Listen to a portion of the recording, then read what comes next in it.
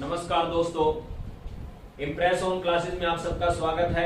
कल हमने हिंदी के बारे में पढ़ा था, आज उसी हिंदी को हम कंटिन्यू कर रहे हैं। जैसे विषयों में 3000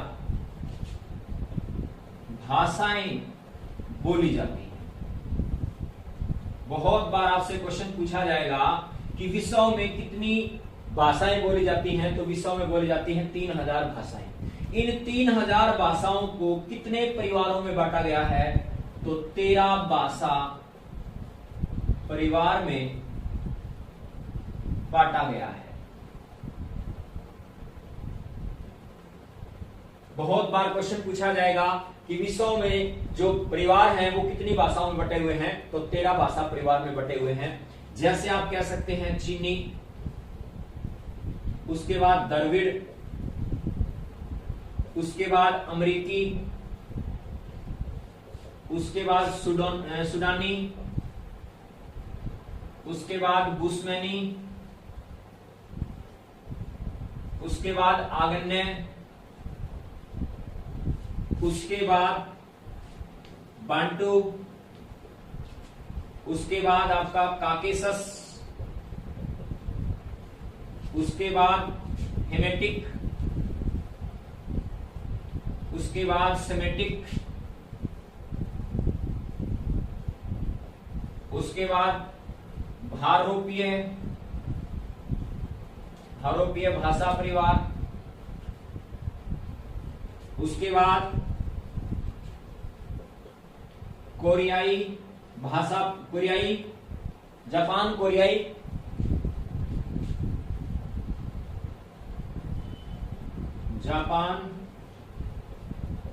कोरियाई भाषा परिवार, और 13 हो जाएगा चीनी, द्रविड़, अमेरिकी, सुडानी, बुस्मैनी, आगन्य, बाटू, काकेशस, हेमेटिक, सेमेटिक, भारोपीय भाषा परिवार, जापान कोरियाई भाषा परिवार, और लास्ट हो जाएगा यूराल अल्टाइक भाषा परिवार। तो इनमें जो सबसे बड़ा परिवार है और जिसमें हमारी हिंदी का परिवार आता है, उस परिवार का नाम है भारोपीय भाषा परिवार। ठीक है। उसके बाद अगर बात की जाए तो यहां जो 3000 भाषाएं बोली जाती हैं विषयों के अंदर, तो सबसे ज्यादा कौन सी भाषा बोली जाती है, तो सबसे ज्यादा बोली जाती है चीनी भाषा, या इसको बोल सकते हैं मंदारिन भाषा। दूसरे स्थान पर अगर बात की जाए तो अंग्रेजी, तीसरे स्थान पर अगर बात की जाए तो हिंदी भाषा बोली जाती है। इसके बाद अगर बात की जाए हमारी जो हिंदी है, इस हिंदी को 5 उपभाषाओं में बांटा गया है। कितनी उपभाषाओं में बांटा गया है? 5 उपभाषा में बांटा गया।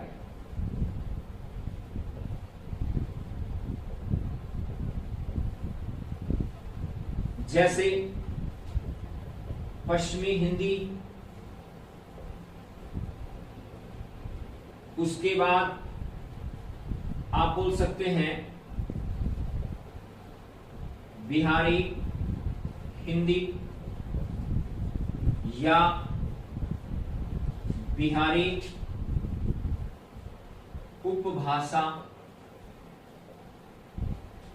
उसके बाद पूर्वी हिंदी, उसके बाद राजस्थानी, और उसके बाद हो जाएगी आपकी पहाड़ी। तो पश्चिमी हिंदी को कौन से अपभ्रंश में रखा गया है, ये भी क्वेश्चन पूछ सकता है। तो इसको रखा गया है शोरसेनी अपभ्रंश। शोरसेनी अपभ्रंश के अंदर रखा गया है। इस पश्चिमी हिंदी में कौन कौन से आते हैं? जैसे आप क्या बोल सकते हैं खड़ी बोली, उसके बाद ब्रज भाषा, उसके बाद अगर बात की जाए यहां पर बुंदेली, कन्नौजी, और बोल सकते हैं ढूंढाड़ी।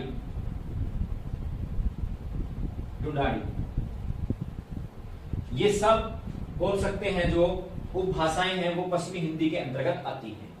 इसी प्रकार से बिहारी, या आप कह सकते हैं बिहारी हिंदी या बिहारी उपभाषा के अंदर कौन सी आएंगी, जैसे भोजपुरी, मगही और मैथिली, ये इसके अंतर्गत आएंगी। पूर्वी हिंदी में कौन सी आएंगी? अगर इसको ये पूछा जाए कि बिहारी हिंदी या बिहारी उपभाषा में कौन सी अपभ्रंश है, तो इसमें हो जाएगी आपकी, बोल सकते हैं मगधी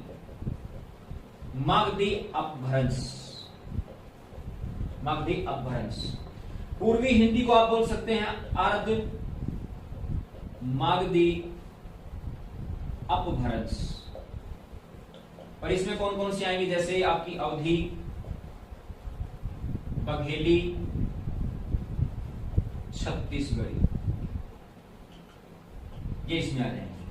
राजस्थानी में कौन कौन सी आएंगे? इसको सोरसेनी अपभ्रंश भी कहा जाता है। इसको क्या बोलते हैं? सोरसेनी अपभ्रंश भी कहा जाता है। इसके अंदर कौन कौन सी आएंगे, जैसे मारवाड़ी, मेवाड़ी,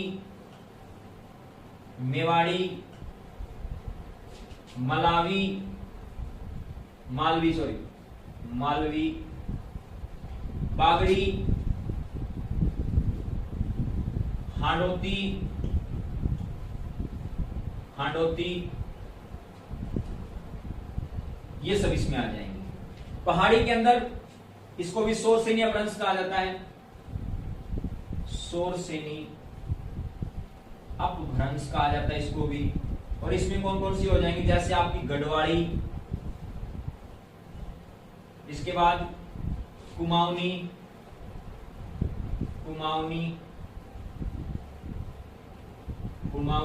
और उसके बाद पश्चिमी पहाड़ी। तो इस प्रकार से इन 5 उपभाषाओं को बांटा गया है। जैसे पश्चिमी हिंदी, इसको कौन से अपभ्रंश में बांटा गया? सोरसेनी अपभ्रंश में, जिसमें खड़ी बोली है, ब्रज भाषा है, बुंदेली है, कनौजी है, ढूंढाड़ी है। और बिहारी हिंदी को, या बोल सकते हैं बिहारी उपभाषा को, मागधी अपभ्रंश में बांटा गया, जिसमें भोजपुरी है, मगही है, मैथिली है। पूर्वी हिंदी को अर्ध मागधी में बांटा गया, जैसे अवधी है, बघेली है, छत्तीसगढ़ी है। राजस्थानी को सोरसेनी अपभ्रंश में बांटा गया, जैसे मारवाड़ी, मेवाड़ी, मालवी, बागड़ी, हाड़ौती। और पहाड़ी को सोरसेनी अपभ्रंश में बांटा गया, जैसे गढ़वाली है, कुमाऊनी है, पश्चिमी हिंदी है। कई बार क्वेश्चन पूछा जाता है कि हिंदी की उत्पत्ति किस अपभ्रंश से हुई है? तो हिंदी की उत्पत्ति हुई है सोरसेनी अपभ्रंश से। बहुत बार पूछा गया है कि हिंदी की उत्पत्ति किस अपभ्रंश से हुई है, तो आप कह सकते हैं सोरसेनी अपभ्रंश से हुई है। या हिंदी का उद्भव किससे हुआ है? तो सोरसेनी अपभ्रंश से हुआ है। उसके बाद देखिए नेक्स्ट,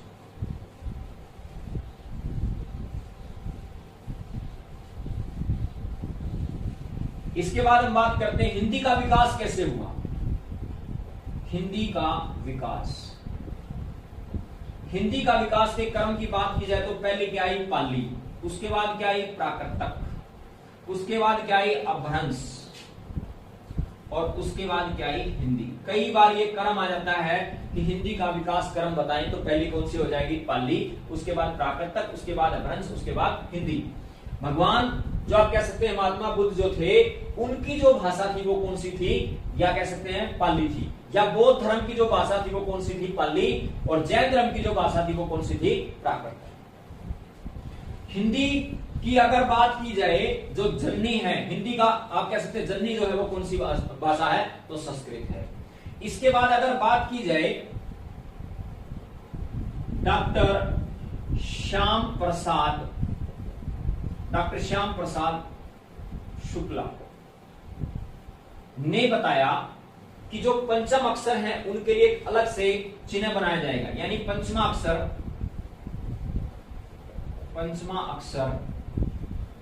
कौन कौन से? पहले तो ये बताओ, ये, उसके बाद आप कह सकते हैं अणय, उसके बाद अणय, उसके बाद नय, उसके बाद मैं। इन सब के लिए आप कह सकते चिन्ह का प्रयोग किया गया, जिसको आप बोल सकते हैं, ये देखा होगा आपने, जैसे संसार के ऊपर आपने देखा होगा, तो ये जो शब्द होता है इसको बोलते हैं पंचमा अक्षर। तो ये किसने बताया था? प्रसाद शुक्ला ने बताया था। इसके बाद अगर बात की जाए जो 12 खड़ी होती हैं, 12 खड़ी, उनके बारे में सबसे पहले किसने बताया था? तो सावरकर बंधु जो महाराष्ट्र के थे, इन्होंने क्या बताया? ए की 12 खड़ी, ए की 12 खड़ी के बारे में बताया। जैसे कै, का, की, उसके बाद फिर की, उसके बाद कु, उसके बाद फिर कु, उसके बाद को, उसके बाद कौ, उसके बाद कै, पहले ये आएगा, कोई बात नहीं, उसके बाद के, उसके बाद कई, उसके बाद को, उसके बाद कौ, उसके बाद कै और उसके बाद न। यानी 1 2 3 4 5 6 7 8 9 10 11 12, तो ये क्या हमारी 12 खड़ी हैं। इनके बारे में किसने बताया था? सावरकर बंधु ने बताया। और महात्मा गांधी ने हरिजन पत्रिका लिखी थी, उस हरिजन पत्रिका के अंदर भी 12 खड़ी के बारे में वर्णन दिया गया है। इसके बाद अगर हम बात करें वर्णमाला, वर्णमाला क्या होती है? वर्णमाला वर्णों के व्यवस्थित क्रम को, यानी वर्णों के व्यवस्थित क्रम को ही वर्णमाला कहा जाता है। अब ये वर्ण जो है किससे मिलकर बनते हैं? यानी स्वर प्लस व्यंजन के मेल को ही वर्ण कहा जाता है।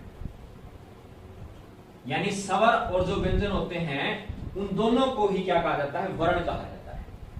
उसके बाद आता है कि भाषा की सबसे छोटी लिखित इकाई, लिखित इकाई क्या है? तो वर्ण है। भाषा की सबसे छोटी मौखिक इकाई पूछी जाए तो क्या है? ध्वनि। ठीक है। और अक्सर क्या होता है, यानी आप कह सकते हैं जिसके वर्ण के टुकड़े ना किए जा सके उसे क्या कहा जाता है? उसे अक्सर कहा जाता है। तीनों ही क्वेश्चन एग्जाम में बार बार पूछे गए कि वर्णमाला किसे कहा जाता है? वर्णों के व्यवस्थित क्रम को वर्णमाला कहा जाता है। स्वर और व्यंजन के मेल को ही वर्ण कहते हैं, यानी स्वर और व्यंजन से क्या बनेगा? वर्ण बनेगा। भाषा की सबसे छोटी लिखित इकाई पूछी जाए तो वर्ण है। भाषा की सबसे छोटी मौखिक इकाई पूछी जाए तो ध्वनि है। और जिसके वर्ण के टुकड़े ना किए जाएं वो क्या कहलाता है? अक्सर कहलाता है। कई बार क्वेश्चन आता है भाषा किसे कहते हैं? तो भाषा वह साधन है जिसके द्वारा मनुष्य अपने भाव लिखकर, पढ़कर और बोलकर व्यक्त करता है।